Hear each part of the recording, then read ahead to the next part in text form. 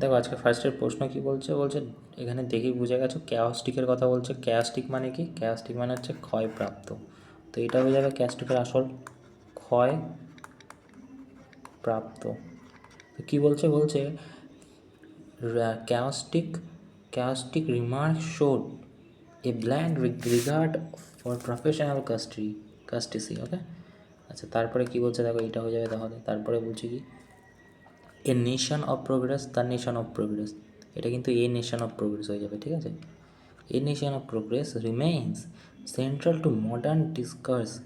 The definition of what constitutes true advancement varies significantly across culture. ঠিক আছে, তখন একের দাগ হবে কিনা বলো।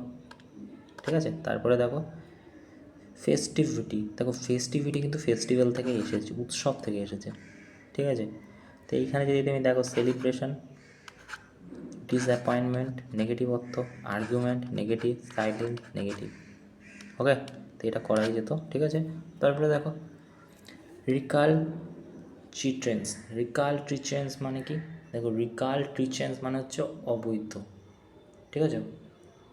রিকালট্রিচেন্স মানে হচ্ছে কী বলে, অবাধ্য, ঠিক আছে।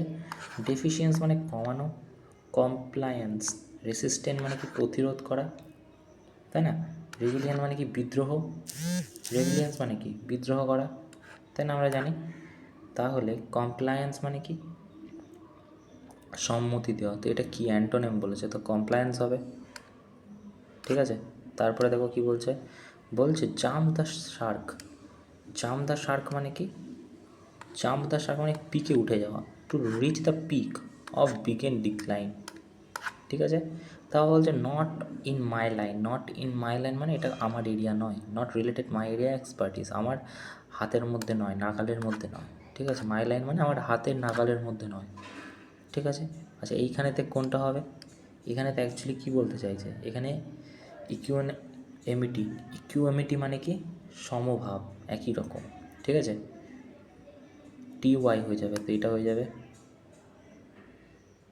NI, হ্যাঁ এটা হবে, ঠিক আছে। এর মানে কি?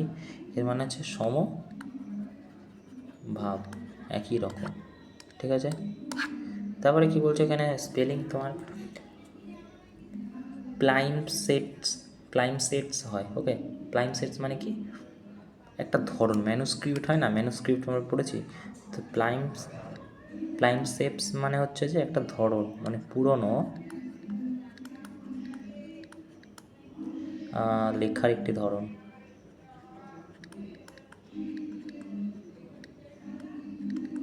ওকে। তারপরে এই পার্সন হু হেটস ম্যারেজ, যে কিনা বিয়ে করতে পছন্দ করে না।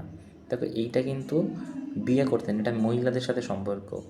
দেখো মনে রাখবে কি, গায়নো মনে রেখেছো, গায়নো মানে কি মহিলাদের ডাক্তার, গায়নোকোলজিস্ট বলি, তো GY এটা মহিলাদের সাথে, মহিলা পছন্দ, এটা বিয়ে পছন্দ করে না, ওকে। তারপর বলছে something mysterious or difficult understand, যেটা কিনা খুবই মিস্টিরিয়াস এবং বোঝা খুব মুশকিল, তাকে আমরা কী বলি, এনিগমা বলি, ওকে। কী বলি? এনিগমা, ঠিক আছে। মানে কারোর সুখ দুঃখ, মানে ধরো তোমার বিয়ে হয়েছে, বিয়ে হওয়ার পর 6 মাস লেগে যাচ্ছে তোমার বর বা বউয়ের, মানে কখন সুখ কোনটা দুঃখ, কখন মন ভেঙে পড়ে, কখন খুব এনথুসিয়াস্টিক থাকে, বোঝা মুশকিল, তাকে বলা হয় এনিগমা, ওকে। তারপরে দেখো বলছে being largely ignore the early decision, the revised charter was again subjected to revise by external experts who had earlier flagged similar inconsistencies. তো এখানে বিং লার্জলি হবে না, ওকে। দেখো 16% সঠিক উত্তর দিয়েছে। তারপরে দেখো এই শিফটের তোমার এই পোর্শনটা খুব সহজ, অ্যাক্টিভ প্যাসিভের পোর্শনটা বলছে they had been considering alternative seniority. এখানে কী আছে, ওয়ার্ড, তুমি বলে হ্যাড আছে, নট আছে, বিন আছে, কনসিডার, প্যাসিভে নিয়ে যেতে হবে। তা বসবে কি, তুমি বলে হ্যাড বসবে, কী বসবে, নট বসবে, বিন বসবে, আর এখানে আইএনজি ফর্মের জন্য বিং বসবে, আর এখানে কী বসবে, এইটা হয়ে যাবে V3, কনসিডারটা কনসিডার্ড হয়ে যাবে ED। তা হ্যাড নট বিন, বিং কোথায় আছে, এ দেখো হ্যাড নট বিং, বিং এটাই আছে, কনসিডার্ড, ওকে, তাই না? তারপরে দেখো they had to watch suspect all night. Watch মানে কি দেখা, তো এটা কি বলছে, guard keep watch during patrol, দেখছিল গার্ড, ঠিক আছে। তারপরে কি বলছে, ওয়াচ সানশাইন, দেখছিল, ঠিক আছে। টু মাচ টেলিভিশন, ও দেখে টু মাচ টেলিভিশন, খুব বেশি। এখানে গোল্ডেন ওয়াচ মানে ঘড়ির কথা বলছে। তারপরে দেখো কে বলছে, এখানে বলছে কি, বলছে এইখানেতে তোমাকে নিয়ে যেতে হবে the fact that rule had been amend, প্যাসিভে আছে, অ্যাক্টিভে নিয়ে যেতে হবে। তো বিন অ্যামেন্ড মানে অ্যামেন্ড ছিল, হ্যাড অ্যামেন্ড কোথায় আছে, দেখো had amend, had been amend, দেখো এখানে ওয়াজ তো হবে না, হ্যাডই হবে, তো এইটাই হবে, ঠিক আছে। তারপরে দেখো এই পাঁচটা আছে রিডিং, ওকে, এটা ল্যাক অফ ক্ল্যারিটি হবে, করে দেখতে পারো, একই এখানে লেখাই আছে। দেখো এখানে বলেছে কি, according the passage why reason why walk goal often fail, কোথায় ফেল করছে গোল, তো এইখানেতে আছে। দেখো এই দেখো aspiration, want to be success, lack of clarity, optional clarity, তো এইভাবে এখানে পড়তে হবে, ঠিক আছে, পড়ে করতে হবে। তো এটা হয়ে যাবে, এখানে এই পাঁচটা রিডিং করে নেওয়া হবে। তারপরে দেখো কি বলছে, বলছে no athletics was as great as Sachin, ঠিক আছে।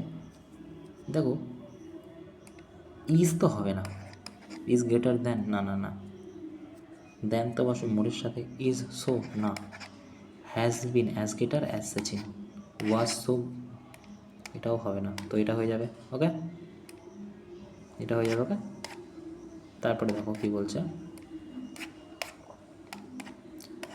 তারপরে বলছে যে এটা কি বলে যে ডাইরেক্ট, এখানে ডাইরেক্ট থেকে রিভার্সে যাবে, এই যে ডাইরেক্ট আছে ইনডাইরেক্টে যাবে।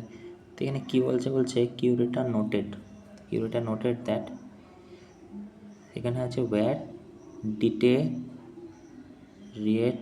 ফাস্টার than the varnish could protect them, okay okay okay okay.